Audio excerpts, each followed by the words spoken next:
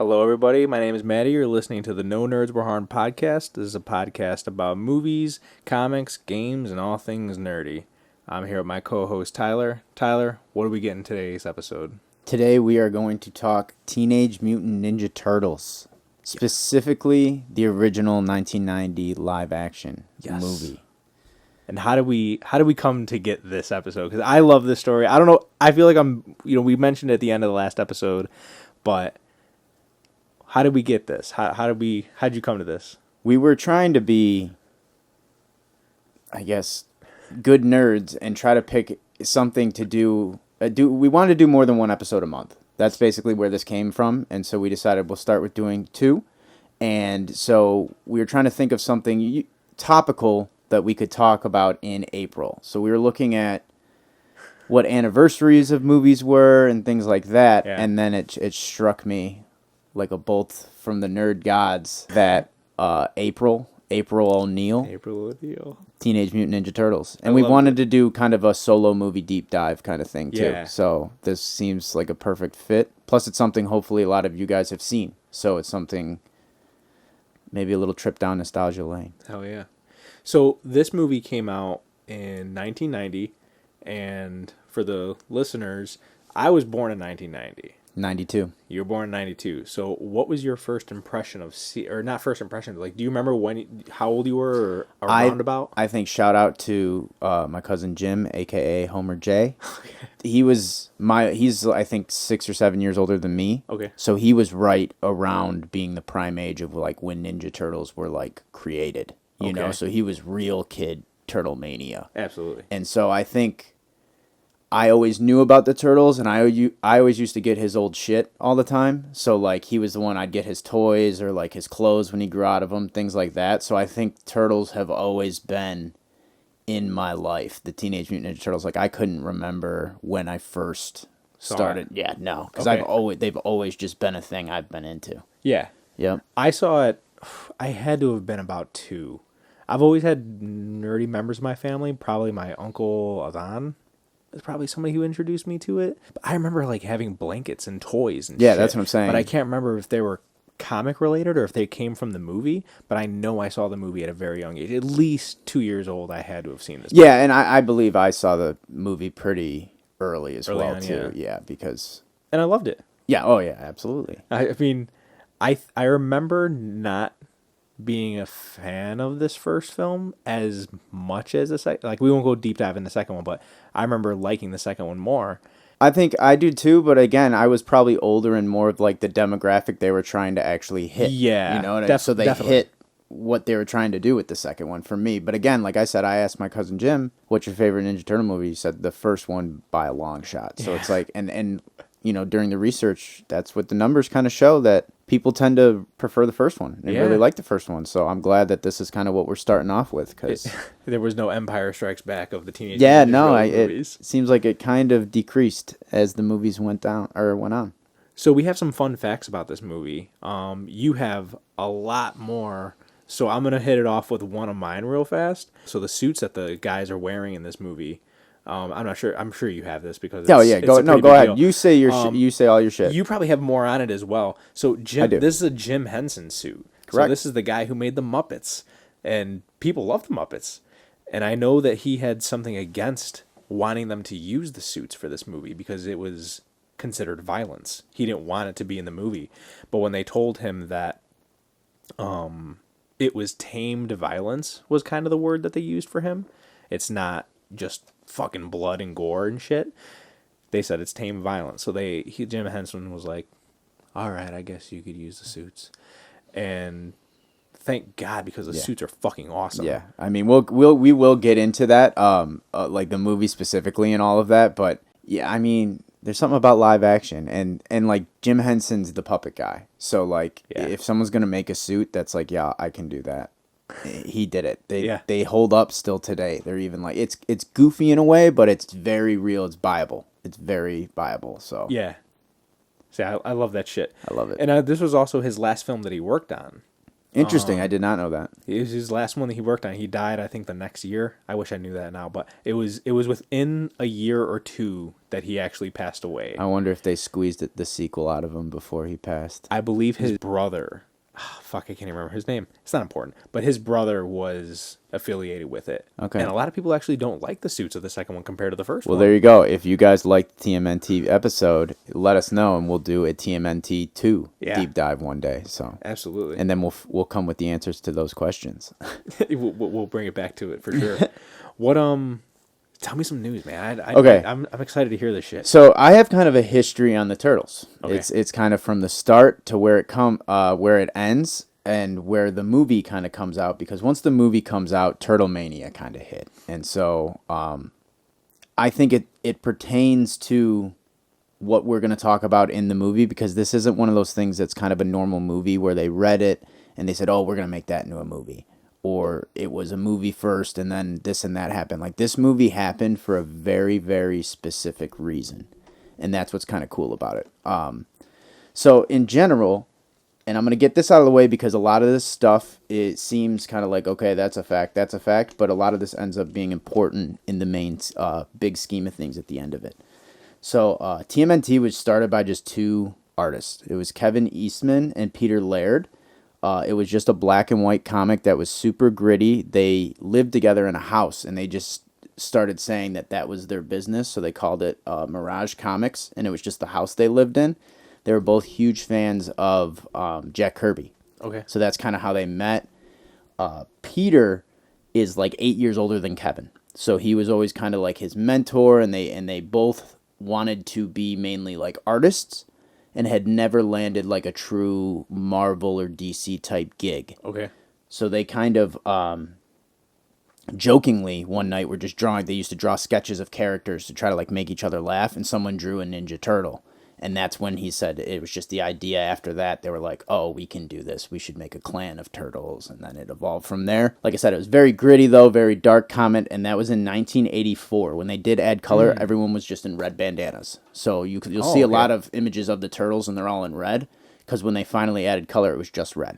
You know, I've seen Funko Pops lately, and even though it says Donatello, there he's wearing red. Because that's the original turtle. Nice. That makes sense now. And like I said, it was still black and white. So there was no color. The only color that they added was the red. And they ended up adding red for different, kind of like a Sin City effect, where just dope. Red would end up. But again, these were very kind of dark comics, like action. It wasn't very comic booky friendly, like... They were whooping dudes' asses. Which is so crazy considering it's giant turtles. So what happened is Mark Friedman became their agent. He basically found these guys and pitched himself to them and basically said he wanted to get into the toy industry. So he was looking for IPs that he could kind of take and think that he could turn into children's toys.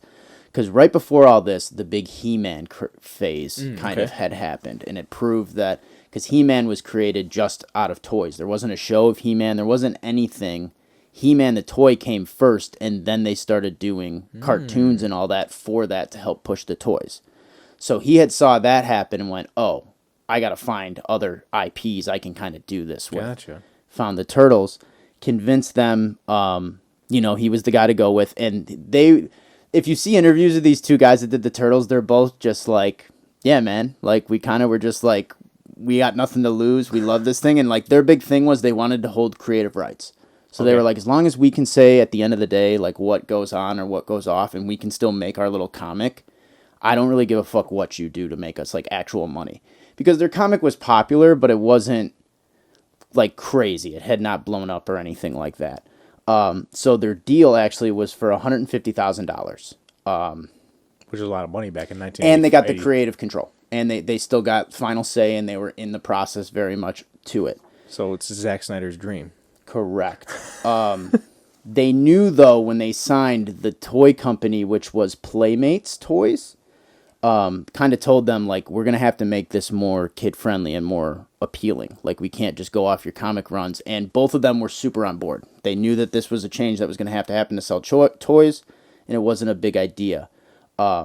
This is when the idea of creating the cartoon came about. They figured if we have a toy line, we need some way to express the fans and give them an avenue to kind of streamline how popular these toys can get. So they hurried up and wanted to do a cartoon to make the toys sell once because they could they basically could put out the cartoons faster than they could put out the production of the toys. Okay. So by the time the toys were ready to roll out, they could have already had this cartoon out and build their own steam. But again, the cartoon came after the toys, which is really weird because you'd think it wouldn't work that way, but they did it solely for just like marketing, and that's how they were going to sell these toys. In 1988, the toy line was finally released, and 5 episodes of the cartoon had been aired by then. So 10 figures and 5 vehicles were the original release. It was like all the Turtles, Shredder, I think April, and then it was like Splinter, Bebop, and Rocksteady. And then a Foot Clan type thing. Okay. That was the original run. Instant success. Shelves were like bare. Oh shit. Toys R Us is the one that kind of gave them the go, by the way, as far as their distributor. They got shut down by like every distributor. And Toys R Us was kind of, I guess, the Wild Wild West of the time of like, they'll sell any toy there. And so they did the Turtles deal and everything sold out. So they knew that they had kind of a hit with their toy line. That's when the agent got the idea that we should capitalize this and grow the brand even more and produce a movie, a live-action turtle movie. That was he wanted a live-action turtle movie. Playmates, the toy company, Peter and Kevin were all extremely against the idea, and that it probably was not going to work out how they anticipated it. Their agent knew somebody in the film industry and was telling him how he wanted to do this. And for the cartoon, when the cartoon was made, that's when they decided to give them the colors and the distinct personas. Okay. So that was so again, when they started making the toys and they said we got to make these more kid-like and they started developing the cartoon, that's when they sold all the like kid-friendly and changed the whole image of everything. The agent knew this guy in Hollywood who he pitched him the idea and was saying that no one they said that we can't get it done, basically, like it's going to be too much and all that. And the guy was sitting there and he's like, I know like the best stunt crew in Hollywood. So if you want to put these guys in suits, we're just going to put stunt people in the suits and we can do voiceovers, like that's easy. And then the same guy was like, I also know Jim Henson. So he was the one that called up Jim and was like, we can do a turtle movie. Once Jim Henson was on board with, again, because they kept selling the whole thing, they kept saying it's just tame violence. It's just tame violence. It's like the cartoon. Look at the cartoon. Look at our toys. Look at our merchandise. And so they got all the okays. The studio approved it as like an indie movie with a $13 million budget. That's what ended up costing to make the movie. Oh wow! Which back then I looked it up. It's like, I think today it's like 28 something. It would have cost them. So almost a $30 million movie. Okay. Which, when you think about like a superhero type movie, yeah, that's a $200 million movie today. Yeah. So to make this for $30 million is insane, by today's standards. Yes. But again, it was an indie budget, and nobody wanted to pick it up at any of the big studios. No one wanted it. True. And so once they had the premiere, the Playmate execs went and saw it. And he's from like straight Japan. Their headquarters is in Japan, but they had an American guy in California that ran like the U.S. kind of headquarters. When he saw the premiere, he turned to the agent and he said, "Well, Friedman, you fucked this one up." And basically it was like all this hard work. The execs and everybody kind of hated the movie because they were very worried that it was so dark compared to the cartoon that they had been giving. And they built this whole campaign to make this thing super kid friendly. And then they just put out this movie that's kind of dark, and they like in ways. Oh, definitely. And so they were like, you ruined everything, Movie went on to break records and become the biggest indie movie at that point, making $130 million. Ah. Convert that today, their $30 million movie made almost $300 million. That's fucking success. Oh my God! And for an indie movie, so. Toy sales alone in 1990s, 100 million units of toys were moved in that year alone, the year the movie came out. Holy shit. Ironically, they didn't make any Teenage Mutant Ninja Turtle movie toys for the first movie. There's not a single, this is the movie from the toy. Because they were so scared of how dark it was and that people weren't going to like it, the exec would not sign off on them doing movie runs of the toys because he was like, I kind of don't want to be associated because it's too violent. Yeah. Hence why they made a TMNT 2 in 91, because they said, oh, we should make movie toys. And it was the same idea of, we're going to make a movie to now sell these specific toys. Which is odd. You would think they just make the toys anyways, regardless. But back then, that's how they were all thinking. Well, the thing is, too, it took a lot longer. Movie, like they said, though. So by the time they had received that it was good, or that they were getting good reviews and that all the kids were liking it, the production of the toy, that ship sailed. They missed the boat on it because it takes too long to do it. Okay. It made them so popular, though, that they started creating a new character that was released every month because the toys were selling so quickly. Yeah. Which is insane. And what is crazy is these toys would come out, and then the writers would see the toys and be like, okay, well, we're going to take him and add him now into the comics and shit. So you get villains and stuff like that. Everyone was very involved with everything as far as developing the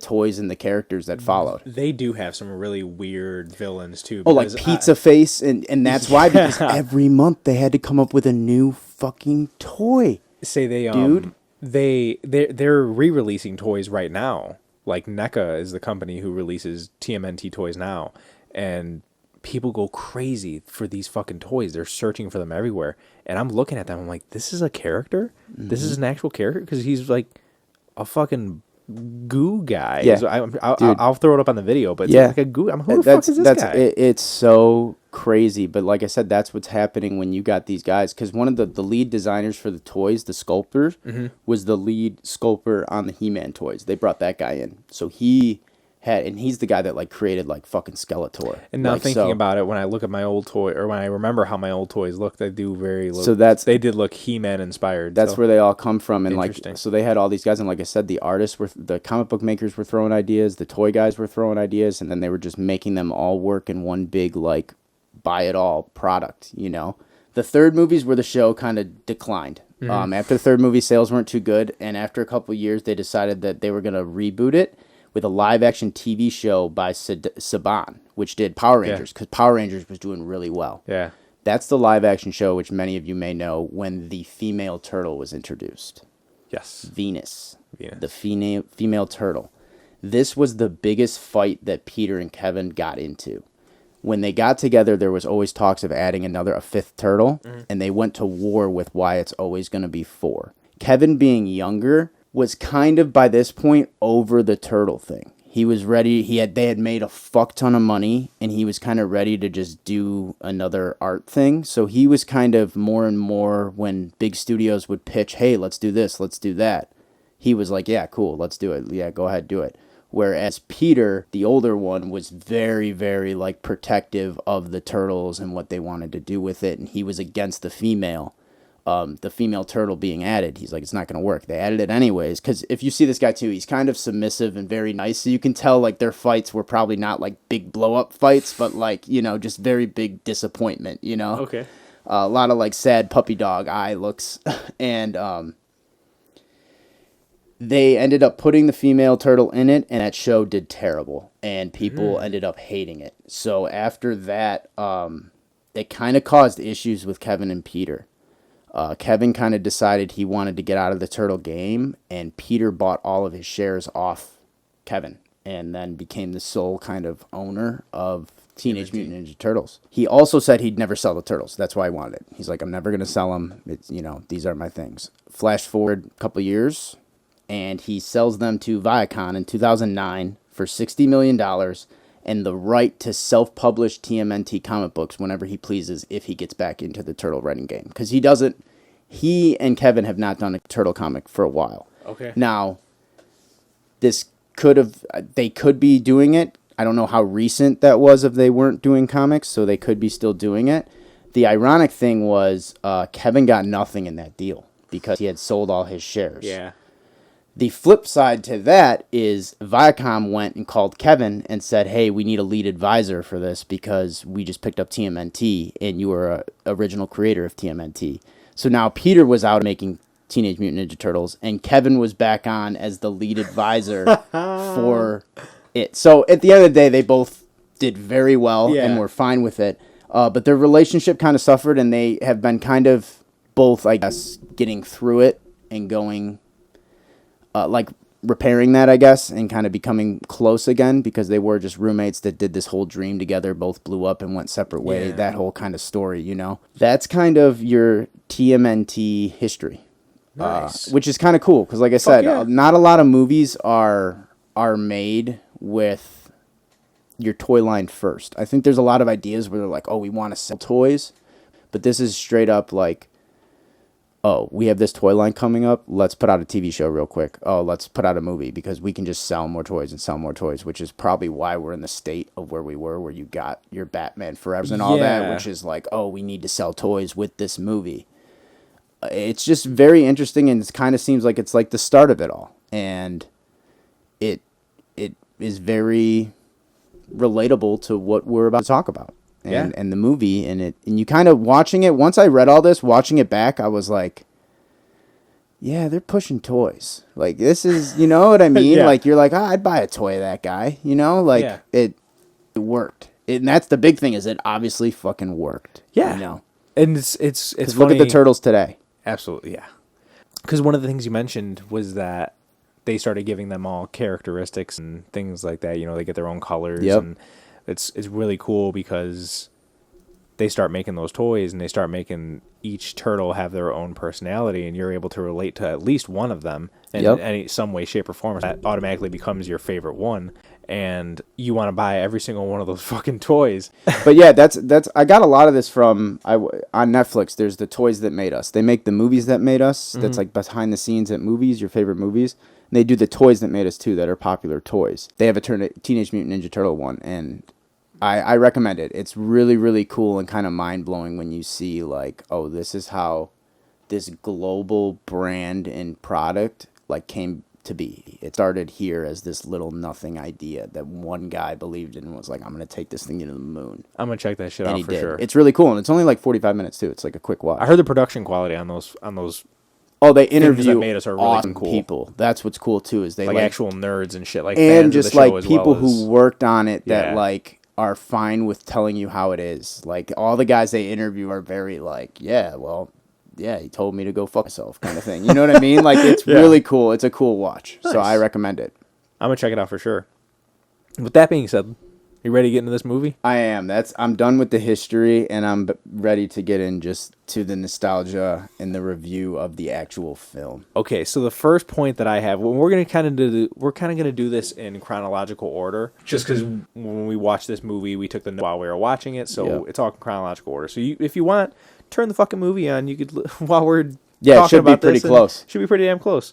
So my first note is the fucking theme song. It was a good fucking theme song, and it was something that I can't remember the last time I watched this first film, and I don't remember things about it being so fucking cool, because now I'm like, I watched it 2 days ago. I'm like, this is a fucking gem. It is. Half the thing too in general, because now before we really get in the specifics of like the general of the movie, is everything's practical. So when everything's practical, it's like when you go and watch Hook. It's like you watch Hook and you're like, I buy every part of this movie because they actually built a fucking pirate ship. They actually built a fucking crocodile. Yes. This is how this movie is. It's live action turtle suits. It's everybody has a costume. The sets are fucking crazy. They are. Like, everything about it is literally practical effects. Pizza, everything. It's hard to compete with that. There's legitimacy to that because it's real. Yes. No matter how fake it looks, it's still real. And no matter how silly it looks too, because it's real. Because some people would be like, I'm not on board with that. It's fucking Teenage Mutant Ninja Turtles. No, it's fucking cool. It's dark, and it's dark. It is dark. It is way darker than the second one. It's like a Breakfast Club. like one of those things where the turtles are always, it's like a coming of age story. They learn lessons. It's not just you see the cowabunga dudes and all that and all the jokes and stuff, but like these turtles always learn lessons. Splinter is always fucking spitting knowledge. Yeah. And there's a lot of depth to this, and it's a lot of like that, like, this movie's so 90s. 90s, like, teenage angst, and all of that is the references, the 90s references main point too, of this movie. It's awesome. It is really cool.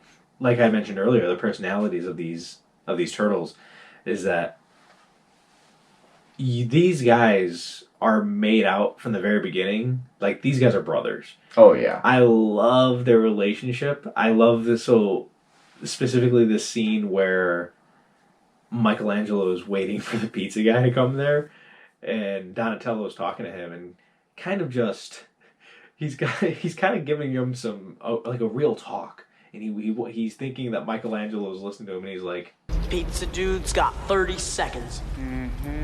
Yeah, I think it's about Raph leaving because, and of course, like any Ninja Turtles movie, within the first 5 minutes, Raph's pissed off because he lost his sai, and he's like, Splinter goes to bed, and he's like, all right, I'm going out to get my sai because he's mad, so he's gone, and Donnie's like, man, you think the family's gonna be okay? And then Mikey's like, dude, pizza's got 3 minutes, or we get $3 off or whatever it is, which is funny. The guy that played the Pizza Man, which is actually my first thing too, is the guy that voiced Michelangelo. So he was kind of like acting with himself. really? Yeah. Oh, okay. Yeah, he's the delivery guy, so they must have on set were like, hey, you want to just be the pizza guy since you're the voice of Mikey? And Fuck. so, yeah. John called in sick. We need you to fucking... Yeah. I also said that's Domino's Pizza got that sponsorship on the first one. And talk about a drop ball, because growing up, what did you always associate with TMNT? I mean, pizza for sure. I don't know if Pizza it was Hut, dude. It was. I feel like Pizza Hut always had some kind of thing with them. I know they used Pizza Hut in movies going forward. Yeah. And so Domino's, shout out for getting the first one.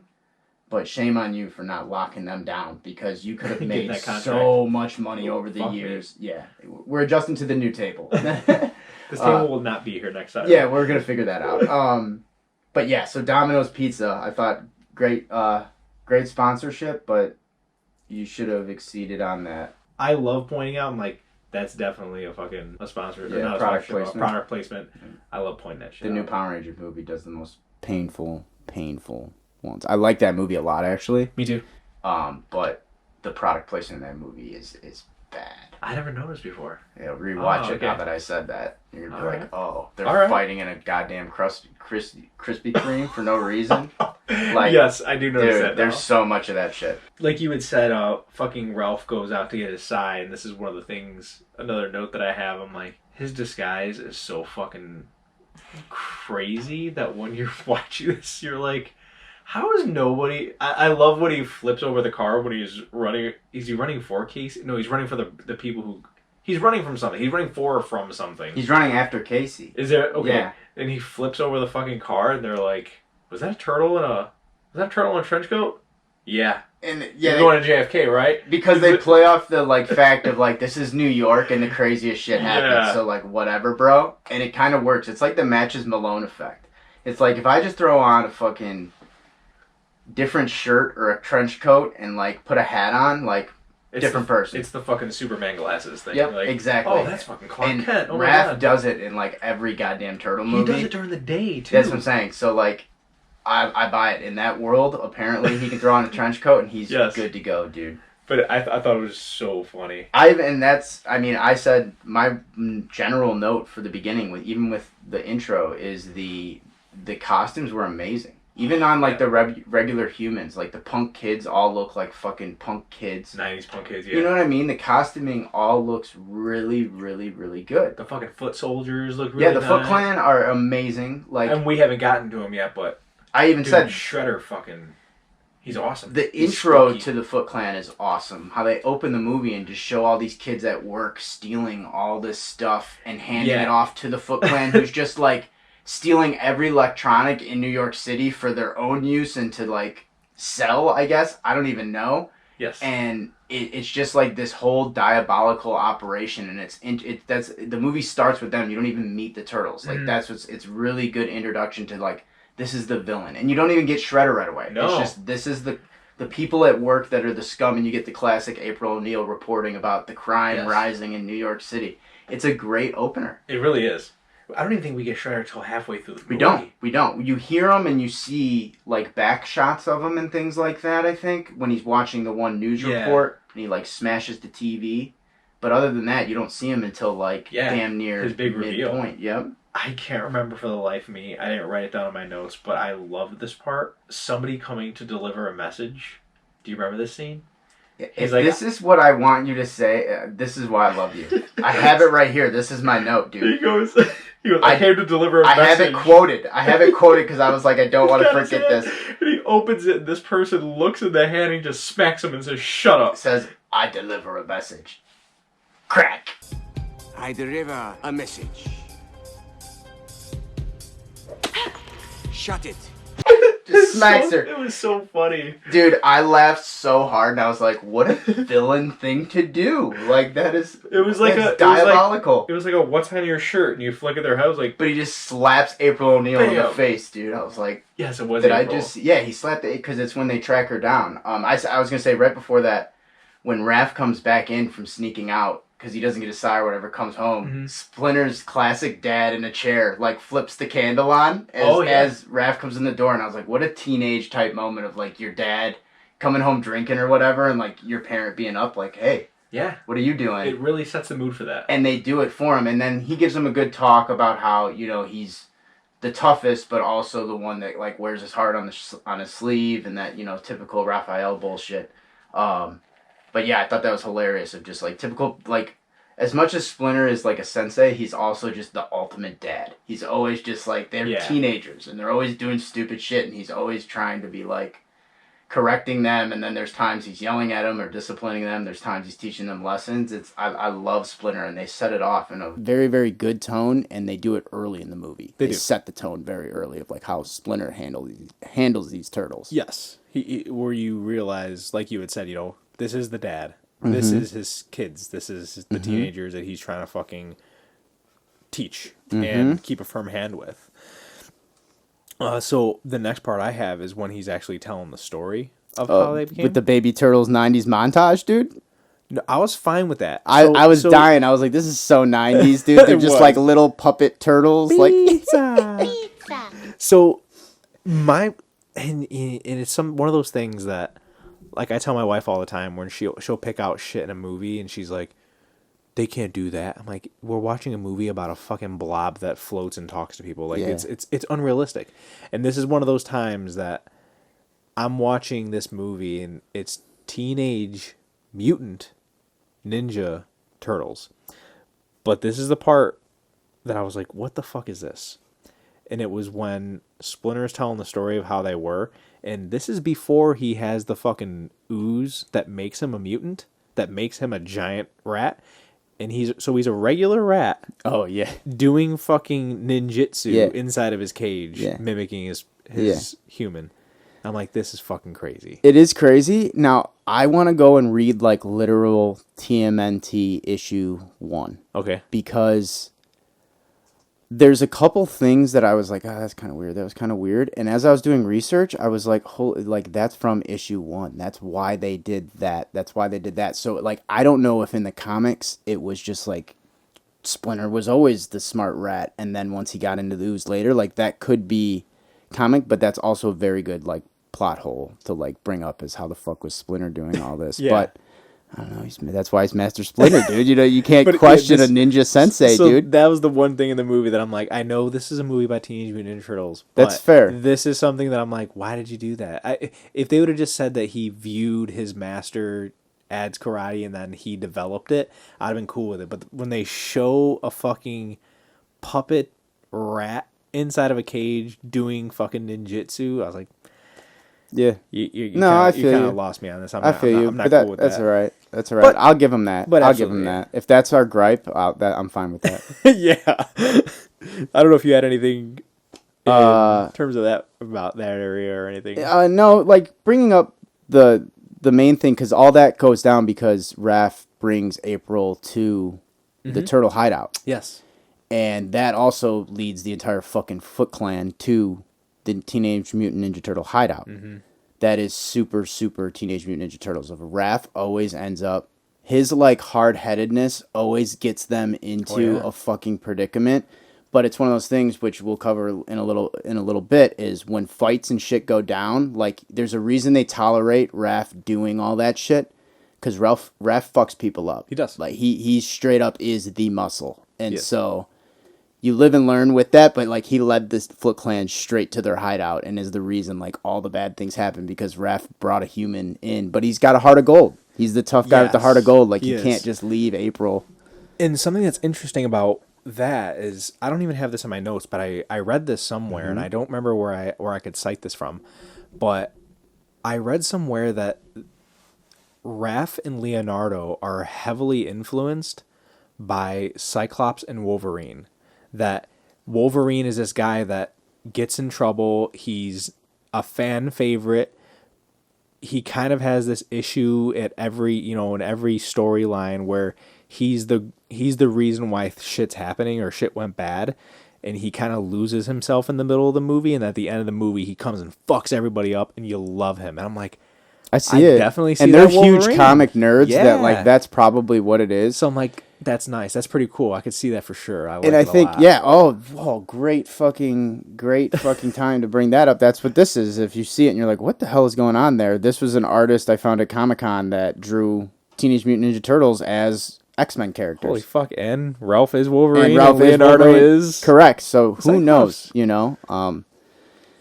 As a badass. It makes sense, but what's nice about Raph and always fucking up and all that stuff is like he's not one of those dumb characters where he knows when he's screwing up and he always takes it super personally. He does. Like he loves his brothers and is very protective, and even though he fights with everyone, so he always takes it on himself of that like I'm the screw up, like I'll be the loner type thing. Mm-hmm. So that's what I do like about his character, that he's not just necessarily like the dumb muscle. Yes. That he's very much part of that team and thinks for himself and is kind of smart about things sometimes. For sure. He definitely is. So in one of the next scenes, it's when they're at, I think they go back to April's house, or I'm not sure if you have anything between there, but they're at April's house, mm-hmm. and it's when April's boss comes to the house, and she's like, you guys gotta hide. And they're gone. And she fucking turns around and they're fucking gone. I laughed so hard at this scene. They're ninjas! It was like, they've been training their whole life for that moment. Like I'm sure Splinter had them doing drills and shit, but they've literally never got to express that in the wild of like, yeah, all right, if you gotta go. And like, then the kid kept seeing glimpses of them, and every time he'd turn around, they'd just be gone. Like the shower and in the mirror. And it was one of those, funny. It was one of those really nice, like you had mentioned earlier, the practical effects that they're doing and just the comedic timing on that scene. It's funny. It's a funny movie. You guys need a... Okay. It's great. It's a funny movie. There's a lot of comedy to it, and that I think is right around when like Leo and Raph are also like fighting. Yeah. Yes. And I thought that was hilarious when they started cutting into each other, and Donnie and Mikey were like, "You want to get some food?" and then they were laughing about what Leo and Raph were fighting about, and it was like these guys fight so much that Donnie and Mikey are like, well, we know this is going to take a while. Let's go. And I was like, oh, the brother element is there. Because Leo and Raph, you're overprotective. You're dumb and don't listen and work as a team. And they're just, and then Raph just fucking storms out and leaves. And they're all, and April the whole time is just so concerned about where Raph is. And they're all like, no. He does this all the time. She's like, oh, should we go see if he's okay? No, he's fine. Mm-hmm. Speaking of that, I think it's backtracking a tiny bit. But, I think I skipped something too. One of the scenes that I thought was funny where it showcases that they're brothers as well is when Raphael, they're watching TV, and it's when Michelangelo's eating the fucking Butterfinger. And he's like, hey, I can still hear out of this one. He's like, can you chew a little louder? And he just breaks it off in his ear. And I'm like, that is definitely a sibling thing to do. Mm-hmm. And like, for listeners, I have 2 siblings, and that's shit that I would do. Like, you're constantly trying to piss off the other one just to get a rise out of them for no reason. Absolutely. Can we talk about the fucking Vin Diesel XXX inspired teenage hideout that these kids were given? Oh yes, absolutely, dude. Is that on your list? It's on there somewhere. Yeah, but yeah, the fucking Fight Club casino. When we were introduced into that, I was like, yeah, no wonder why these kids are signing up. This is like fucking hooligan paradise. Yeah, fucking Sam Rockwell slinging fucking cigarettes and shit, kids. Dude. Yeah, he's slinging cigarettes at kids. But again, they're bad guys. This is the Foot Clan. I was like, dude. This, again, couldn't make this movie today. They would never do that. Absolutely. But in the 90s, like, what a good way to be like, these guys are, like, they're just letting these kids run wild, play video games, gamble, do all these things, and They're then fucking in the basement doing a when fight, you're- like I said, Fight Club as and well. then They're when you're just not they're doing that, kicking each other's they're asses. trading to be fucking ninjas, and they have some big guy walking around slapping all these underage kids, trying to toughen them up. Fucking Tatsu, You know yeah. what I mean? Dude, but that hideout was so cool. I was like, dude, this reminds me of like Triple X when in the beginning of that movie when they go and Yeah. Tony Hawk's like doing a fucking kickflip at his cool party. I was Yeah. like, dude, this is where. And also, where the fuck are all these parents, man? Like, what the hell is going on? I think that when I first saw this film, it was one of those things where I'm like, man, I would love to be there. Yes. And now I'm watching it, I'm like, the fuck is this place? Yes. Where you know, like you said, where the fuck are these kids' parents? This is also where we see Shredder for the first time. This is. And his costume, it looks so good. His entrance is badass too, with just that light. Like, it's one of those things where the cinematography for this movie. I feel like that's a page in a comic book. Like that's a Yes. panel. Like they saw that page or it's a cover or something, and they were like, we're gonna do that. We're gonna recreate that Yep. one, yeah. Because it's cool with the fucking light coming behind him and he just walking, the shadows getting. Oh, It was badass. It was a cool introduction for a villain. Why is Shredder in charge of a fucking group? Like you had said earlier, like why are they just stealing appliances? Why is Shredder in charge? Because Shredder doesn't have a vendetta against the Turtles No, yet. he's like I want to say. I mean, I think when you watch the new Turtle movies, you see them try to give him some crazy like backstory now of why he does the things he does. But I think when they created him, he was like just the supervillain. Like he was the bad guy. The super You know what I villain mean? of Like stealing fucking car stereos. it's like the and Joker shit in off a of way. trucks. You know what I mean? Like they needed that like big villain that was gonna because. Again, the Foot Clan is who the Turtles usually fight, you know, and he was just this villain that popped up and started creating all this crime and, you know, polluting all the minds of these teenagers. Yeah. And the Turtles had to go stop that guy. And so that's the thing. It's not, they don't really say like, oh, he's making the money and shipping it to here or there. This guy's just fucking corrupting the youth of New York and stealing all the electrical appliances he can. Yeah, I'm watching. He's I'm a menace to society. You got to shut that shit down. I'm like, what's the fucking end goal of stealing all these appliances? Get for, rich. for Shredder, because it Get doesn't rich seem like and money make a is Foot something Clan. that he wants. He's dude. The Oh, I need Foot a new Clan. helmet. The Foot Clan's like the poor man's like League of Shadows. That's what that is, dude. That's what it is. It's a non-complicated League of Shadows. It is. It is. I can see that now. That's a good reference. I like that. Speaking with all this, when Raph storms out and leaves after, because once Twitter makes that opening, Danny, the little fucker from Oh, God. the reporter kid who's going through some shit because That's his my note dad's for not later giving on, him but any yeah, let's attention. fucking talk about Danny and how he piece of a he piece of rats shit out he is. where the goddamn turtles are staying, which sends the Foot Clan to April O'Neil's apartment, which Raph is out doing his own thing, doing his roof Sulking, karate, yeah. roof karate. I think as Casey Jones was kind of staring. Oh, we didn't even talk about the Casey Jones intro. I didn't know. See, I didn't. I forgot all about that great Casey Jones intro where they just like are in a park trying to like kind of fight each other and making Yeah. fun of each other. Great intro, but Jose Canseco back. yeah, dude. Oh my Please god. tell me you didn't pay for this. What are we gonna play? Cricket. Raph. There proceeds to be Raph fighting like no less than like 150 Foot Clan by himself. Yeah. And fucks all of them up for a good like solid 3 minutes, which leads us into another scene of them doubling back to the Turtles and now getting the entire Turtles involved in a legit like 5-minute Turtles versus the Foot Clan fight scene. It's badass. They're fighting on roofs. They're fighting in the apartment. Casey Jones shows up. Like it's a literal yeah. fight scene. I don't know And- if I jumped too much for you, but that No, I can go back and always address cool. it. Yeah, but we're just gonna get into this. No, so like the violence in the scene as well is like when we had talked earlier that Jim Henson agreed because of tamed violence. It's one thing when you're watching Ralph kick all the Foot Clan's asses, but when you're seeing them triple team, quadruple team up on Ralph and just beat the fuck out of him. Yeah, they literally you're like- jump him. They you're like jump oh, him. Man, you know that's fucking rough. That's bad. Like They I'm- almost kill him. Yeah, they they throw do. him It's through very a close. skylight ceiling. And that was the thing too, is something I thought was super weird. Not super weird, but I'm watching it and I'm like, these Foot Clan are ninjas and they're breaking through these windows like it's their fucking SWAT. Like you're supposed to be quiet when you attack motherfuckers. I agree. I'm not a ninja, so I can't make that. I mean, I agree. but And it's funny because throughout that fight, there's multiple times, because Raph's knocked out from the get-go. Yeah. There's multiple times each of the turtles like, damn, it would be nice to have Raph right now. Like, because they know, because he's a powerhouse, and he got gassed fighting like 50 ninjas by himself, fucking everybody. Yeah, he was up. tired. He didn't get his ass beat. He got gassed. He got fucking gassed out, like you said, yeah. To bring it back to fucking Casey, this scene where he comes in was fucking awesome. Because he sees Raph. This is the part where you're like, the turtles have got their ass beat. You know, they're good. You lose the hope that the turtles are gonna pull out on this one. You're like, who the fuck? April's not gonna do shit. April's protecting Ralph. No. And he walks in and he's like, Now, you guys mind telling me what you're doing with my little green pal over there?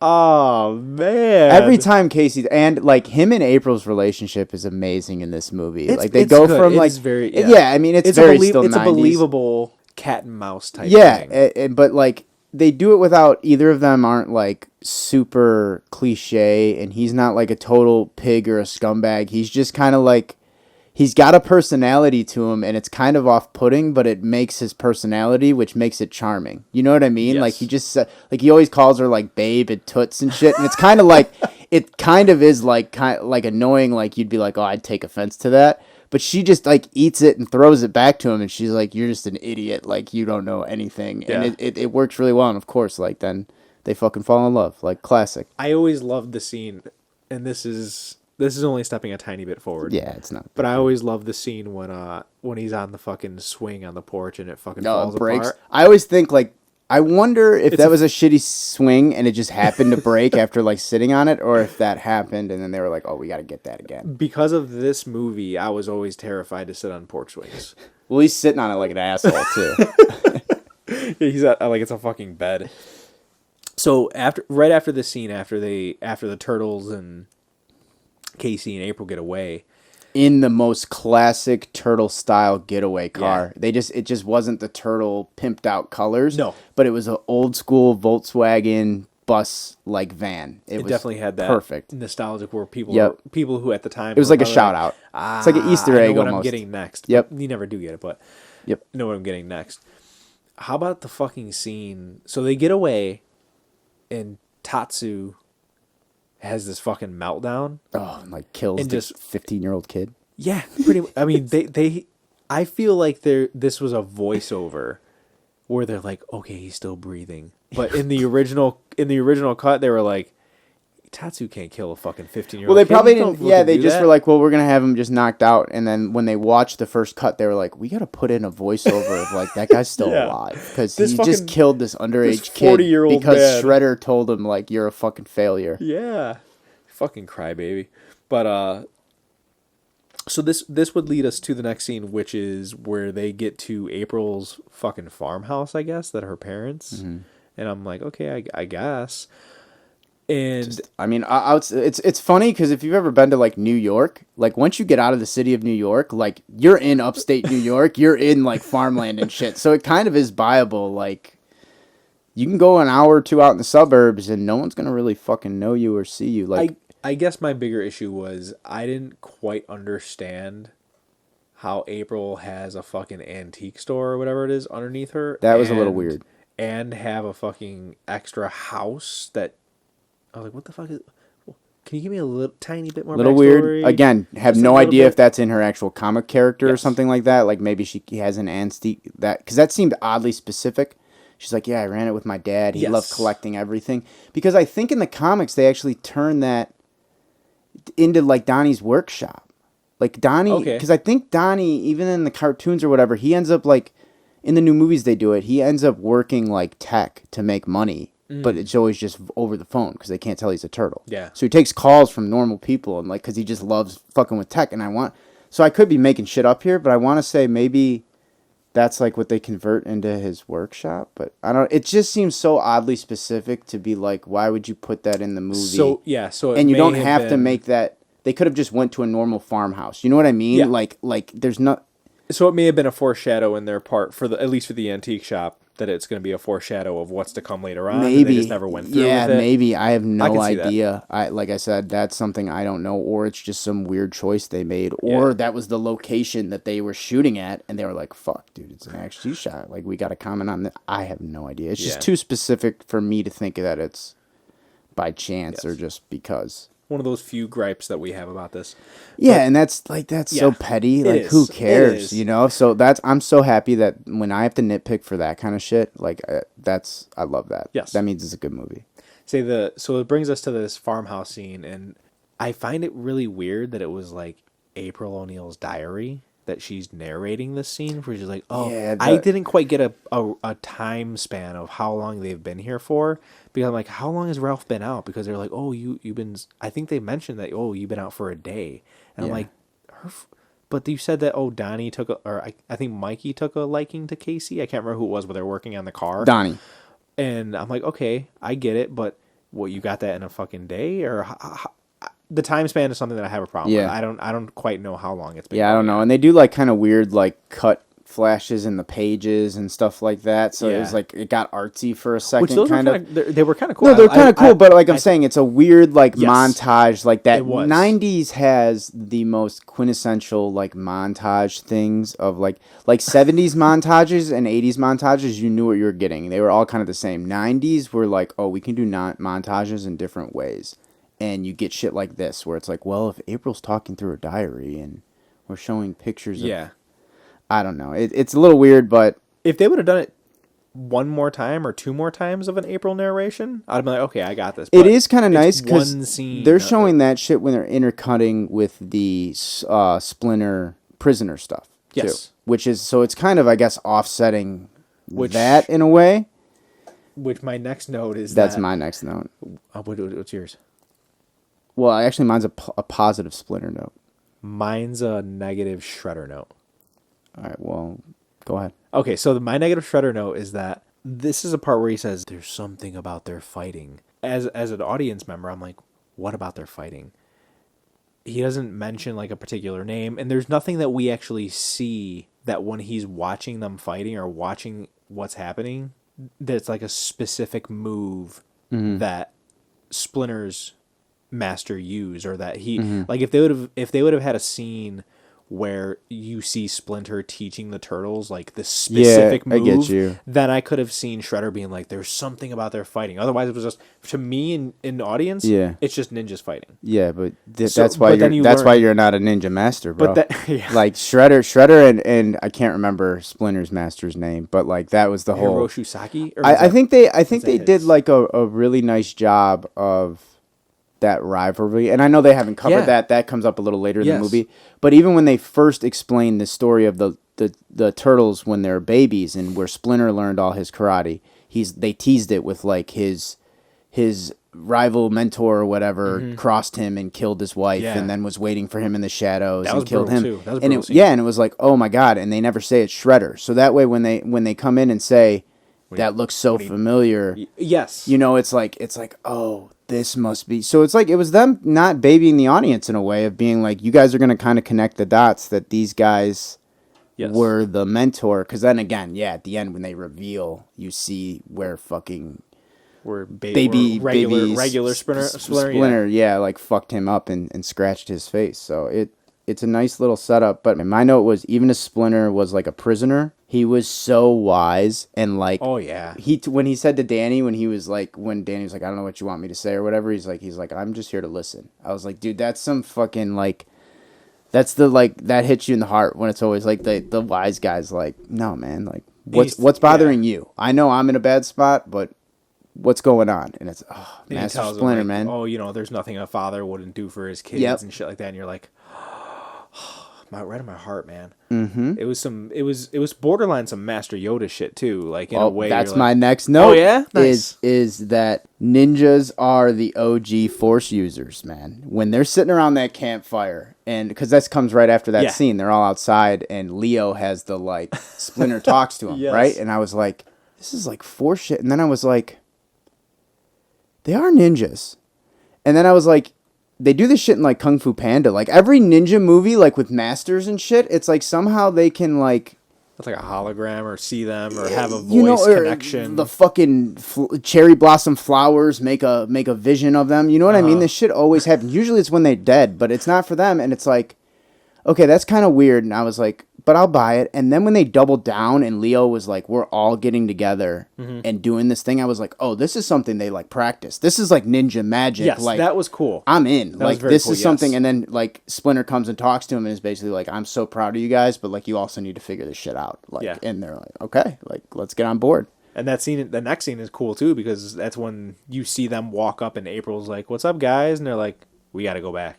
Yeah. We yeah. got- They're we got- like, we're going after Yeah. Splinter. We're And- getting them." Yeah. And Casey's on board 100%. He is, and Love that's it. so they get down to the fucking, they get down to their lair, and it's a comment about the joke that's made. I don't know if you remember the joke that they make. I don't have it written down, so hit me with Okay, it. so it's something about being inside because they're in the sewers, but Casey mentions that he doesn't want to be down there, and they're like, "Oh, what are you, claustrophobic?" You're a claustrophobic. You want a fist in the mouth? I've never even looked at another guy before. Oh. And That's I such a was like- 90s joke. It's such a '90s joke, but another joke that, Yeah, like you oh, said, yeah. like we're not getting rid of. You're not doing that shit nowadays. And No. I thought, wow, I didn't even know that they. But again, that put fit that in a kid's Casey's. movie. But again, that's the 90s for you. Like, that was Ren and Stimpy era and shit like that. Like, you got to think of the cartoons back then and all that Yeah. fucking bullshit. And, like, that fit Casey's character. It did. He was such, like, a meathead macho guy. He was. But again, he was, like, he had such a kind heart and, like, loves the turtles. He just I've is. never even looked at another guy. Yeah. Like, oh my gosh, that was funny. And he's got that dumb accent. You know what I mean? Like, that Yeah. actor that plays him is awesome. It was a very good interpretation of Casey It Jones. was. I'm upset because I didn't realize. Like, I'm watching this movie. And I was like, oh man, I can't wait to see more Casey Jones. I'm like, oh fuck, this is the only thing we get Casey. Well, other than he saves Splinter. He's the one that gets Splinter. no. I mean, in another movie. Oh yeah. Like, this is his movie. This Yeah, is, it's this is sad. it. I'm like, Yeah, oh, and that's man. actually a big thing on the internet. Like, when I was doing research and all that, everyone's just bitching about like how Casey Jones isn't in it. So like, Yeah. he was really missed. I wonder what there had to have been something that happened. Maybe we'll have to look that up. Yeah. So again, if you guys like it, TMNT 2 episode, we'll have all the answers we'll of talk these about why he's questions. not here. So yeah, my next note, which we already talked about, was fuck that Danny kid, right? Because he leaves. He leaves, and as an audience member, you're watching it, you're like, he's going to turn in the fucking turtles right now. And he doesn't do it, but in a way he does. But Casey follows him and fucking helps out. Yeah. So Well, that was my thing, was like, because he goes to April's house. Yes. And he's like, I got to tell you some shit. So I always thought that was the plan they came up with, was he was going to lead Casey to where they were keeping Splinter. And then that was my favorite thing too. When Splinter looks at Casey, he's like, what are you doing? And he's like, I'm a friend. Like, I'm a friend of the turtles. Like, before that is Casey's reaction to Splinter, where he walks in, looks at Splinter, and he's like, okay. You're like, this is great. well, that's funny because like April's the only one that like really, really freaks out when Yes. she sees everybody. But Casey, even when in the park when he runs into like Raph, he just starts making fun of like his shell and stuff Are like you that. a punker? Yeah, I hate it's punkers. so Nah. funny. Casey's down. Casey's fucking awesome. I think his name is Elias something. That's also when they kind of go over where Splinter and Shredder's like rivalry came from, and Yeah. they go back and show you like the fight and like all that. Him scratching him and Which shit. it's a great like comic book classic rivalry. Like, Yes. it just feels like that epitome of like There's a super deep- bad yes. kung fu guy, pure kung fu guy, like has a army of teenage rebellious bad kids, has 4 teenage good-hearted kids. It's perfect, kind of like It is. They have their- Juggernaut yes. ninja bad guy versus good guy. So this is when we actually get to see the turtles fight Shredder And then as well. the fight happens. Yep. And it's not too great of a fight for me. I agree. I said my note is that the fight gets considerably better as it goes on. Yes. At first, it's like he kind of like one hits them all, like Yeah. very classic. They try one move, doesn't work. But again, it's like every Ninja Turtle movie. They all get their ass whooped until they figure out, oh, if we just fight together, this guy's got no shot in hell. Yeah, they're like playing rock paper scissors. See who goes And next and shit. yeah, like, and it's hilarious because they're all like, because they throw that's the funniest. Right away, Raph goes, "I got this," and just goes at him. They take Raph out, and everyone kind of looks at each other like, well, fuck. he just took out the biggest dude in the room. You know, like, what are we gonna do? Yeah. Like, that's our guy, and they got to figure it out. And then Shredder, even when he makes him drop the weapons, he even gives him that like, "Ha ha ha! If you would have stuck together, you would have surely defeated me. But now you have no shot." And that's when Splinter shows up, and he's like, "Don't fucking touch my boys, man." Pretty much. Like, Something that another thing I didn't like about it was that yes, we get to see Shredder take out all of them individually. I love that Leo at least got one hit on him, and he got like a scratch on his arm or cut his arm or something. I was like, good. I didn't, obviously Shredder's the villain. He's going to be taken out, but I was like, they need to make it more realistic and have him get hit once. and it's a way of like showing, like, because Leo did do some leadership, but he wasn't like annoying leader like you kind of see him nowadays, where he's almost too much, and that's why he gets like under Raph's skin. And this was a good moment to show like he's kind of the leader. He trains the hardest. He may not be the big tough guy, but he's like actually their captain. Yeah, you know what I mean. He's got the mindset. He's got the knowledge of how to fight. Like he's not going in. He's not going in like Ralph, where because he's always yelling at Ralph for fighting with his anger. Yes, like, he's using his emotions versus using his fucking head when he's trying to go at this. And that brings us to so one of the last parts is this is after the fight, man. This is after the fight. This is after Shredder falls into this. Oh, no. So I was going to say a note on that. Okay. When Shredder just, like, runs, I said, my original note was, like, Splinter just, like, kind of taking him and throwing him off in one move. I was like, kind of anticlimactic and kind of Yeah. Literally how the first issue of TMNT ends. Oh, wow. That's, like panel for panel. Okay. Splinter flinging fucking him off the building. Hence why they have a Shredder problem with Shredder character development, because they killed their lead villain in the first fucking issue. He was supposed to die when he fell off the building. Then Turtles blew up and they went, oh, everyone loves Shredder. We need to make him like... We need that guy back. We need him to be the big guy. And so, but that's why I was like, oh, they literally took so they that. So they did the same thing with the movie then. Correct. Yeah, so then it brings us to... So he falls into the fucking... Garbage. Into the garbage can or garbage dumpster.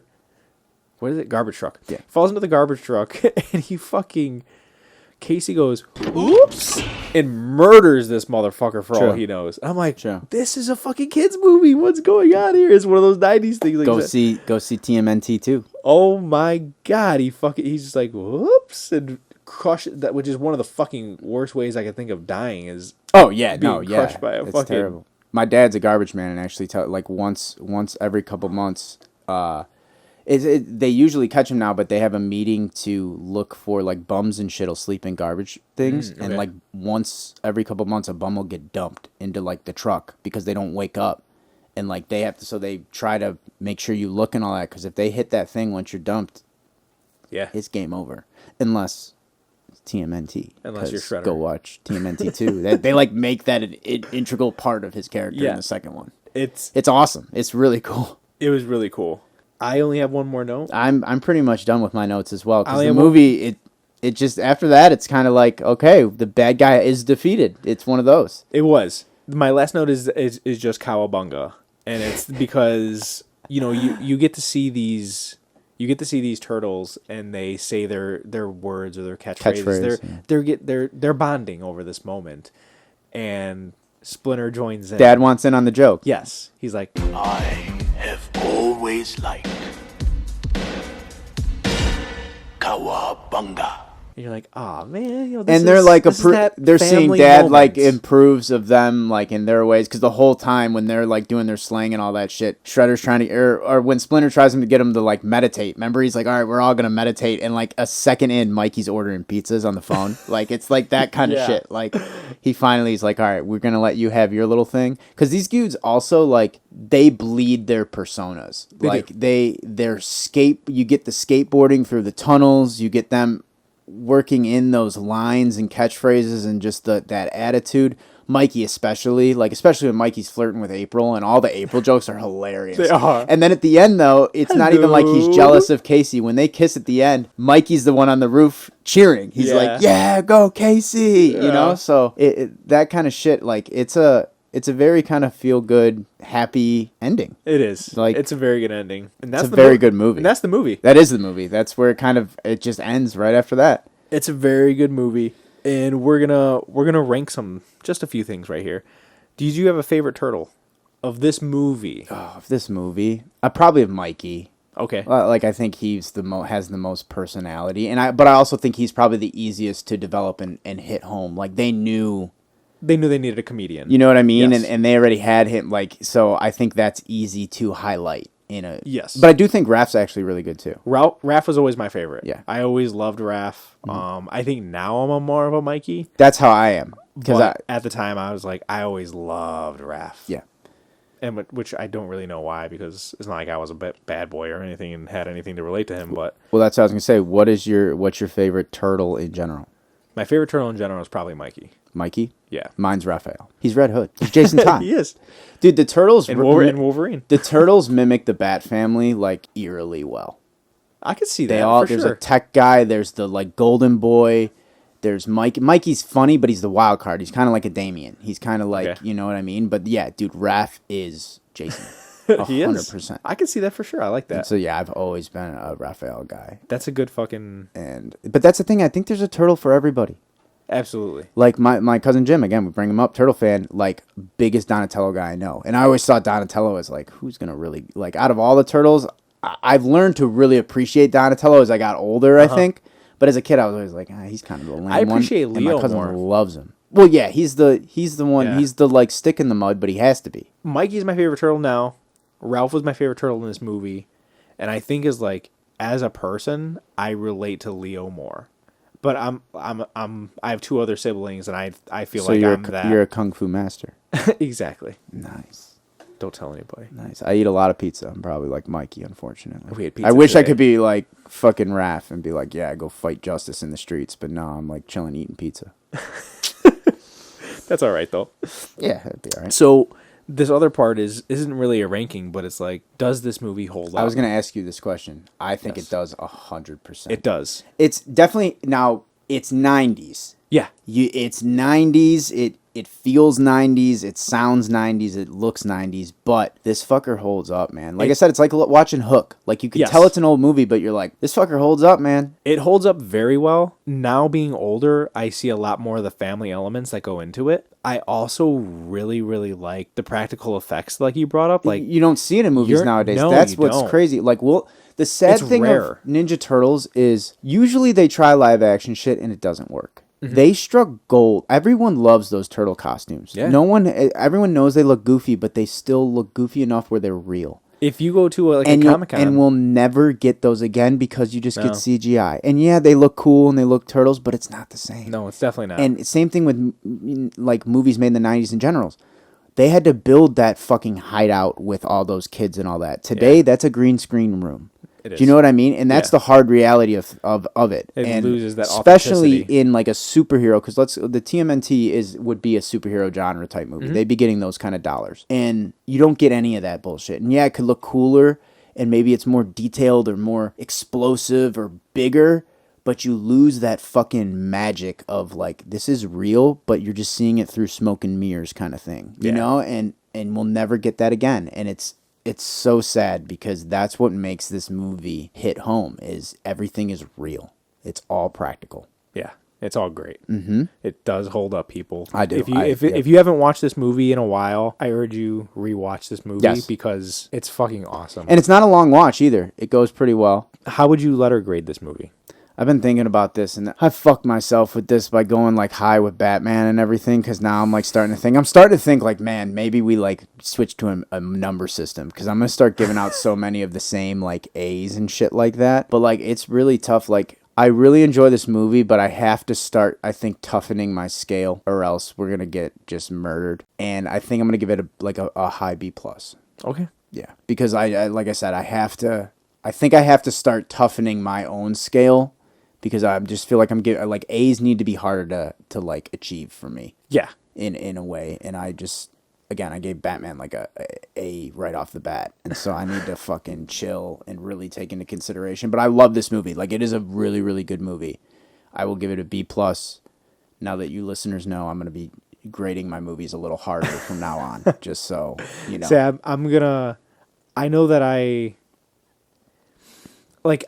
even when we did the Spider-Man episode, so our last episode was Spider-Man, 'cause I gave that a high and I grade, said, too. but it's if I had to rate all the Spider-Man, you know, I give Into the Spider-Verse the A plus, I give this movie the A, fair, and that the A minus. So if I'm going off of just Turtle films, I'm giving TMNT 1, the 1990, a solid A. Oh yeah, I think if it's just in the spectrum of like Turtles and stuff like that, it's not as far as like your all-time movie thing. Yeah, then I would say I'd say it's is, like an A movie for sure. Because it's like you said, like we said, it fucking holds because up. I know the third one is not an A movie for me. So like, I gotta you know what I mean? rewatch it. I know that I used to love and fuck with them teleporting through like a magic lamp. I thought that was the coolest shit in the world as a kid, and I always loved the Turtles looking like actual samurai. Super cool, but I have a feeling it's one of those we're going to go back and watch and be like, I see why this didn't do as well. I mean, I know why people don't like it, and I'm on board with that. I just need to rewatch it so I can form an adult opinion about it. Fair. I'm also a time travel whore, so yes, you are. I need to rewatch it. Yeah. Again, if you like us that much more and like the second one, we'll do a third TMNT. You can talk Turtles all day, for sure. man. And then there's more after that as well. Oh, some of the better stuff is, I think, the animated. Mm-hmm. Yeah, I really do. Characterization wise.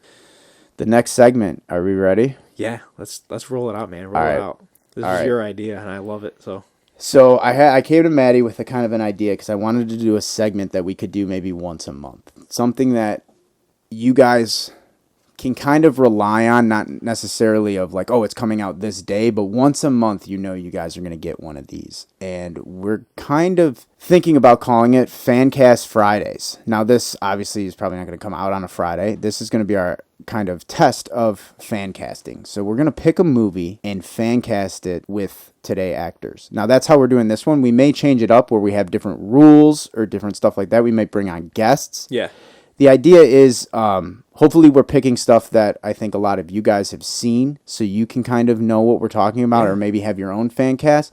And it's the idea of if we maybe know what movie we're going to fan cast, we'll let you guys know.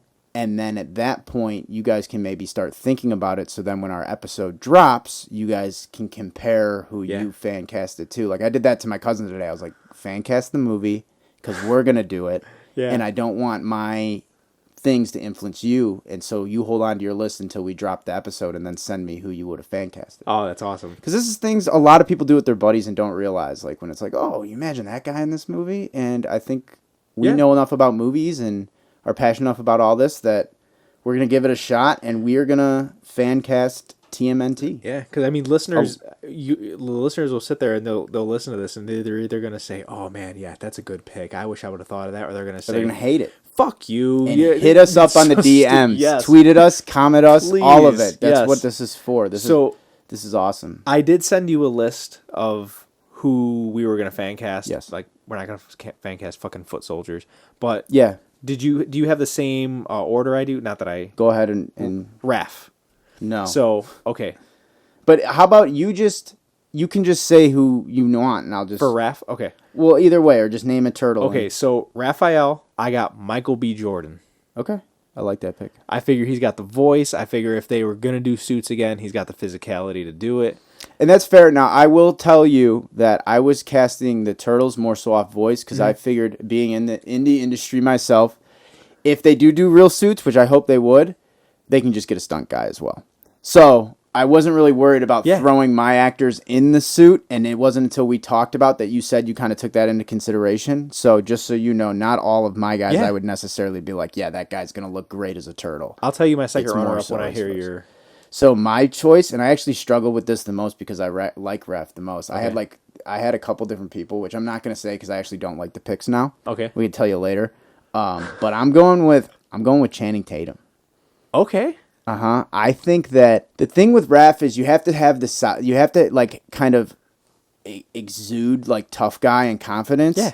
But he has a charm and a wit to him too. He and I does. think Channing Tatum has that like big time, and he's really good at being not too serious in a way. So I think all the Turtles can really be done voice-wise because they're all like heavy New York accents. If Yes. you throw a heavy New York accent on and just do the persona, you can kind of sell. The Turtles' voices and personas aren't made off their pitch necessarily. You know what I mean? Yeah. It's more so their attitude and that New York fucking accent. And Raph is definitely one of those things. And so that I went with Channing Tatum. I like it. So my second person that I had for it originally was Tom Hardy. If I wanted to go a little bit older, Yeah, Tom Hardy. That was my where pick. I got into my thing. He's actually my oldest turtle. A lot of my turtles were younger, so I was trying to stay younger, and that's when Channing Tatum. I was like, well, he's still young enough where I'll use him. Tom Hardy's a good pick. I feel like if they're gonna make like a real serious grit, like if the Teenage Mutant Ninja Turtles, I would like to see live action. He'd be a great Raph. Like I want to see bones snapping and like the turtles fucking dudes up. That's your Raph for sure. I could see it's that. a good pick. My runner-up for Raph, I'll tell you this one I actually like was Winston Dukes. Okay. The Absolutely. M'Baku, yeah. Mm-hmm. I like his voice. I think he's got a deep voice. Yeah. And he would have kind of that good Raph, tough guy kind of look. I dig that. Yep. Michelangelo next. Okay. Do you want me to tell you my pick first? Yeah, you go first on this one. And I'll go. Mikey, I want Evan Peters. Okay. I want Quicksilver, American Horror Story. I think he has the best, like, sarcastic asshole kind of, like, naturalness about him, but he's still a really sweet guy that I think he could, like, pull off a really funny, genuine Mikey. I could see that. And he plays so many dark characters, I think he'd like to play, like, a real fun character like he kind of did with, like, Quicksilver on WandaVision and shit like that. Like, he has fun, so. I actually have Evan Peters as one of my other ones. Interesting, then. That's cool. But, so my Mikey is Dave Franco. Okay, I can see that. I can see Dave Franco just being a smart ass, just joke after joke. Yep. No, I would buy that. I would buy that 100%. Yeah. So good picks. The next one I have is Donatello. Donnie, and go ahead. I will go with my Donnie, and it's Simu Liu. So Shang-Chi. Shang-Chi. Okay. And I figured Donnie, which I mean, I would love to hear your relative's perspective on it because that's Donnie's his favorite. Yeah. It's somebody that I don't think is put his personality out there too much that I'm like, I guess I'll give it to this guy because I don't know too much about Donnie, but I really like Simu Liu, so I feel like he could bring something to the part. Mm-hmm. So I would love to hear. That's why I actually casted who I casted as well. I think Donnie plays like a very integral part. He's the one that levelly can interact with all of the turtles. He's kind of the neutral one. Like no one's ever really pissed at Donnie. Yeah. And I think so that's the thing. And he's the tech guy. Like when it comes down to it, he's the one that builds all their cars and builds all their fucking cool shit. Yeah. So I think he's the kind of the one that everyone vents to, and Donnie's very like level-headed and like just the cool brother. I think that's like really what his role is. But I think that means you cast someone that can bring a little something to that. Okay. I picked Jonathan Majors, who plays Kang. Yeah, I like it. Yeah, I think he's got a good voice, and he actually lived in New York for some time, so I think he could easily embody that. And I think he also is very interesting the way he delivers lines. Like if you watch him and shit, he's got like. I mean, I've only seen him in Loki, but I mean that scene of him and Kang as Loki is some of the best acting I've ever seen in my life. Yes. Like he has a real weird and interesting rhythm of like delivering information and stuff like that that it just makes him seem intelligent as well. So I think he'd be a really good fit for Donnie. I'd be down to see that for sure. He's in Lovecraft County, which I haven't watched yet, but I heard is really good. And he's in The Harder They Fall as well, the cowboy movie on I think it's on Netflix. I want to watch that shit. Yeah. So that brings us to Leo, and that's my Evan Peters pick. Okay. Do you know who I have? No. Oh, go ahead. Explain what you want to say. No, I was just saying. I think that Evan Peters would. I think that he'd be a pretty good Leo as well. I do like him as your pick for Michelangelo. Yeah. But I think he could pull off a Leo as well. I think that as he's gotten older, he can pull off a leadership role, and I think that he could. He'd be able to. People might take him seriously as that spot as Leonardo DiCaprio. Yeah, Leonardo absolutely. DiCaprio. Leo. No, hey, that's my boy. Shout out Leo DiCaprio. You see this? Let me know, man. Yeah. My pick is Zac Efron. Okay. Oh, fucking. I wanted to find a spot for him. I did not find a spot I think for him. he but would be a fucking great. love- I think you could actually plug him into a couple Turtles. I mean, but he's also just a great actor. Yeah. But I think you give him like the leader, big brother type role, and I think he would do pretty well with that. And I also think him and Channing Tatum would be pretty funny as like Yeah. the Leo Raph have issues with each other kind of thing. I can see that for sure. Yeah, so that's my pick. Is give it to old Zach. So I have April O'Neil next. This was the hardest one for me. I agree. And then when I found it, I was like, I love this. Really, I still don't really know how I feel, but I can defend my pick. Okay. Who do you got? I have Anna Kendrick. Okay. This is why. I think that because the problem I was having with April is her character there's not a ton to her character other than being like the reporter that's just kind of like the human connection with the turtles to that world in a way. At least how they portrayed her a lot. And I like was looking through pictures of the comics and all that, and her look has kind of changed here or there, but she's kind of like, there's nothing crazy about her. And I think Anna Kendrick would be very good interacting with the turtles because April's really fun when she like is interacting with the turtles. And I also think that she gives off, like she can give off that good, like determined, I'm going to go get a story journalist type vibe to me. So like I said, I kind of struggled with the pick, but I think Anna Kendrick would do more than a fine job as April without being just like big titty April, like in a skimpy, you know what I mean? Like they try to sex her up every now and then. And it's just like, I think she would be like a good, annoying journalist, but then like really good friends with the turtle. That's kind of funny. I think she'd have good interactions with the turtles as well. Like they would be kind of funny. The person I picked is a new actress. It's Florence Pugh. So she is in that Midsummer movie. She's also in the new, the fuck's that show called? Hawkeye show. She's in Black Widow. Yes. Yeah, I was scrolling through pictures and I saw her. I was like, oh, that might not be a bad choice as well. I think that she pulls off characters pretty well so far in her career, and she might have a deeper career than I actually know. But Right. I think that she would pull off the character pretty well, and I've been impressed with her work so far. Casey Jones. I have John Boyega. I like that pick. That's not bad. I like that. I think that he could bring something to the I think character. he could too. I was think that actually he's trying to find a spot for him too. Really? Yeah, I was. Nice. I was like, damn, I really kind of want it. I went Sebastian Stan. Ooh. I think part of it's just because you see the Winter Soldier hair, and you're like, that kind of looks like Casey Jones' hair, and he has the mask, you know? But, like, I don't know. I think when you see him acting like Pam and Tommy and shit like that, like, the dude can act and do whatever. And I think he has that kind of, like, he's got that, like, kind of asshole look, but he's also, like, really charming. Like, you like him for some reason. Like, he's a bad guy in Marvel, but you really, everyone really fucks with Winter Soldier. You know, he's got that. He's fucking gorgeous, too. I don't want to put him behind a mask, so. Well, we all know Casey Jones takes that mask off all the time, dude, because he loves himself. So I went with Sebastian Stan, mainly because I think he would look really good, like, as Casey Jones. I like it. I think that's pretty cool. I dig that as well. Next, I have Splinter. Which one did you say you got on lock? Was it your Splinter or Shredder? You text me. And you're Splinter is the one that I was like, this is my Splinter. Do you want to save it for last, or do you want to? No, I don't care. Okay, Splinter. Do you want me to go first? I want to go first. Yeah, go ahead. Because I feel like people are going to judge me, which yours is so fucking cool. I have Jeffrey Wright. Okay. Fucking James Gordon. Okay. Not bad. I think he's got the voice chops to do. I agree. A good Splinter. That's not bad. That's not a bad pick. I'm cool with that. Yeah, I think it'd be fun. Who you got? Ken Watanabe. I was thinking him was thinking him as well, dude. All you got to show, I want you. We can edit this in. Is the clip of Godzilla of "Let Them Fight."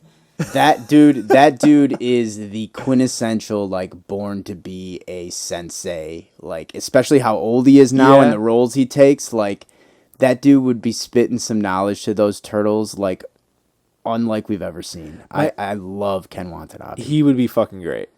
I did have a second one for him, and it was Chow Yun Fat. I don't know if you've ever seen Bulletproof Monk with so I think that he'd be a pretty decent. And it's that I guess you could say it's a racist side of me in a way that I was like, I want to get an Asian guy in this. Well, my thing, I actually looked up Japanese actors because I figured, like, if anyone should be, like, in the comics, they're both clearly Japanese. Yes. You know what I mean? And they know Kung Fu, and it's not even, like, trying to be, like, racist or stereotypical or anything. Like they're kind of honoring their heritage. And so, like, that was Splinter's thing. So when I went looking, I was like, I want to know some, like, famous Japanese actors. And when Ken Watanabe came up, I was like, yeah, of course, like that. I was already thinking him, but then I looked into it, and he is. I believe he is Japanese. He was somebody I wanted to toss in so as well. Okay. I also, he could even be Shredder if you wanted him to. He really could. I think you could put him as in Shredder. I think he plays better as Splinter, though. I think so as well. I think Ken Watanabe, he's got that. He's got a more gentle side to him that you want to see him. I agree. As a good guy as well. He gives very good, like, soft-spoken, like, life advice. He does that, like, all the time in Inception. He's doing that, like, the whole movie with Leo while he's dying. Such a good movie. Great movie. Shredder. I have Hiroyuki Sanada, which played... You too? Yeah. Nice. So, again, I told you before, but I originally casted Brian T., who's DK from Tokyo Drift, and he's in Chicago Med, but he actually played Super Shredder in the, like, Megan Fox, Michael Bay TMNT. So once I saw that, I was like, okay, I want to pick a different guy. And so, yeah, I ended up on our boy who plays Scorpion. He's in a ton of shit now. And he's fucking awesome. I mean, he's good at playing a bad guy. He's got a good bad look. Like, his eyes are very what is that, Infinity War, or is that Endgame? Endgame, where he is oh yes, he's like he's the Yakuza guy. He's the dude that Ronin comes after, and they fight in the rain with the swords. Like, he's just a badass. He looks cool. I think he would be a great Shredder. I think he'd be awesome as well. That's fuck, man. Hell yeah. Way to go for us. Yeah. No, wavelengths. So last one is director. Who would you pick to direct? I hate this because it's such a chalk pick as far as, like, duh, why wouldn't you? But, like, you give James Gunn this thing. Fuck, dude. Is that what you did? I got James Gunn too. That's why I didn't want. I almost wanted to come up with a second director because I feel like it's such an obvious pick that almost everyone's gut reaction when you say, who do you want to, like, if it's any kind of comic book or weird thing, like, reinvent something as well. James Gunn's just so good at it, but, like, Turtles does feel like it's made for James Gunn. Like, he could take the Turtles and I feel like just totally give us what they really were always kind of meant to be. Again, chalk pick because he's the comic book movie master. Yeah, it's like, sorry, James Gunn, to put you... But again... Don't be so good at your fucking job. I think if you gave him the Turtles, he would do some incredible shit, and they'd be hysterical. They would be. Look what he did with the Guardians. Like, you give them the Turtles, who we already know... Absolutely. And they look awesome. I agree. He'd be fucking fun. He might be the only crazy motherfucker to be like, you know what? The suits actually worked. Let's figure this out. Even though he does a lot of CGI and shit like that. Yeah. He's such a comic nerd and all that he may even be like, you know what? We can figure out a middle way between this. He's also somebody who's given us, like, real good comic accuracy shit. Yeah, that's like, what I'm saying. Everything He's a nerd. Like, yeah, he's a true nerd. He's not trying to piss off any fucking fans here. Well, that's cool. That's two fucking matches on our fan cast. I love it. Like Tyler had said, you know, we're going forward with this this fan casting, and we'd like to do at least one episode every month, and have them released on a Friday. So we call them Fan Cast Fridays. And we're gonna go with different topics every time. We're gonna go with make a different movie. I mean, like, something off the top of my head is like, it would be more of a conversation since it's only one person. But, like, I'd love to know who you'd like if it's like a James Bond, right? Or who we'd want. And we might change it. It may the fan casting may just become a segment of fan casting where we either, like I said, apply different rules of pick a new movie and cast only people from the 80s or something. You know, we can apply different rules and fun things. Or if you guys want to see certain things or certain movies fan casted, like, this is the perfect opportunity for you to mention that, and we will kind of write all those things down and start picking through them. Absolutely, because this was fun. That was awesome. Oh, this is really fun, and like I said, I think it's fun talking about something that I think a lot of people. Yes. So hopefully they can relate and kind of enjoy it too. Yeah, and like Tyler said in at the beginning of this conversation, if you guys agree with anything we have, or you guys are like, fuck you, that definitely doesn't go, let us know. Please. Say fuck you to me, please. Please. I fucking invite you to do that. I want to have this conversation with everybody of who you guys think would be good and who would be bad. We're going to move on to another segment. We're going to recommend something here. Yes. I'll go first on this one. So I want to recommend a podcast. I haven't recommended a podcast yet, and it's a podcast that I listen to. They release new episodes every week.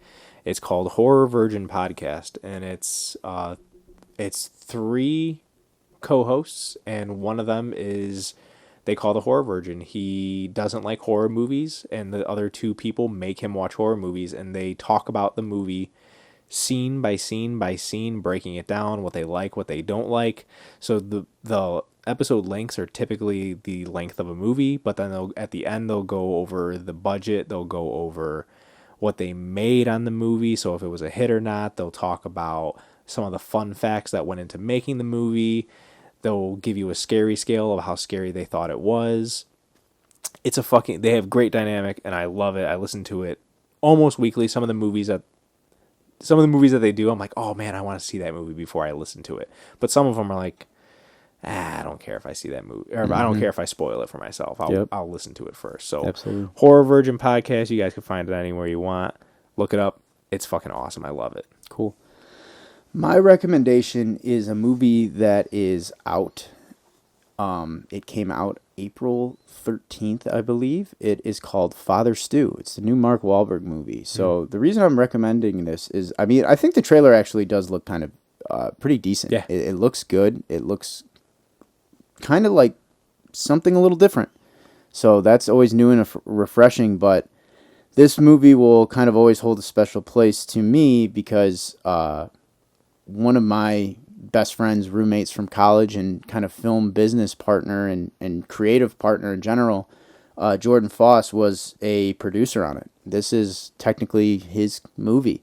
He's part of it, and that's huge as far as starting a career and kind of going through college and talking about the dreams and everything like that. It's crazy to see, one of your best friends accomplish it and get his foot in the door and kind of create something where we both had a moment scrolling through Twitter where we saw a Father Stew tweet in the wild, we said. And it was that's fucking crazy that... Yeah, for sure. The internet, it's not us putting things out there and trying to get people to talk about it. People are just seeing the trailer and reacting. And it's crazy to see the, Palm Drive Productions as listed as one of the production companies when that's something we started literally in our living room our senior year of college. So, and with that, he got me an audition for the movie, and I went through the process, booked the role, shot a scene with Mark Wahlberg, which was crazy for my career.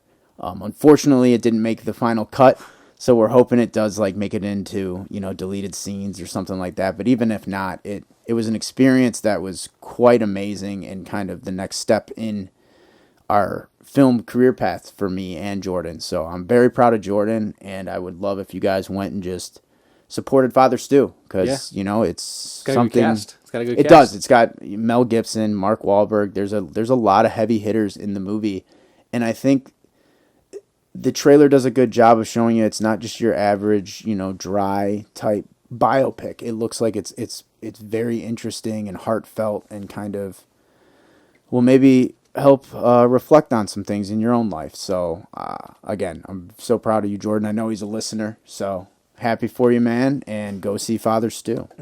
It's in theaters. I don't think it's streaming yet. I think it is only in theaters right now, so go look at your local theater for it. Father Stew, Horror Virgin, check them out. Recommend them. So for our next episode, we're going to be releasing in the beginning of May, and we're going to be covering Doctor Strange in the Multiverse of Madness.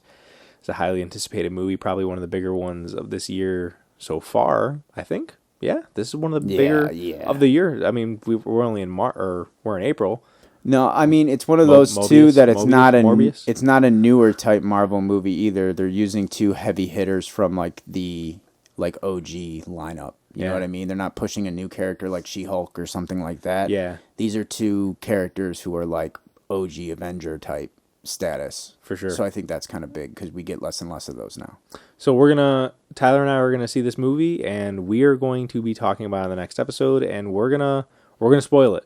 We're not gonna spoil it in the beginning of our episode, but we will towards the end. We are gonna talk some heavy spoilers and what we thought about this movie, break it down, and not fully scene by scene, but we're gonna be talking about some. But of the we'll make shit sure we'll make sure to put alerts like always. We'll Yes. do verbal. Kind of, we'll let you know when we're going to get into that, and then on YouTube as well, we'll put some kind of spoiler message just so we know that not everyone's going to go see, or can see it right away, but we want to cover it for those who do. And then when you do see it, come back and listen to it. Yeah, you'll be able to hit pause before we start talking the stuff you don't want to hear. Yeah. Yeah, and with that, we're going to kind of wrap it up here, and I want to remind you guys where you can find us. We are on YouTube, Facebook, Twitter, we're at NNWH Pod. So YouTube and Facebook, we're just No Nerds Were Harmed. Twitter, we're at NNWH Pod. I'm going to say it every time until you guys all do it. Like it, subscribe. Like I said, you can turn on the bell if you want for notifications. And if you don't want the notifications, you can just mute us and just give us the like and subscribe. It helps so much. If you guys are on Facebook and you want to share it, that helps quite a bit.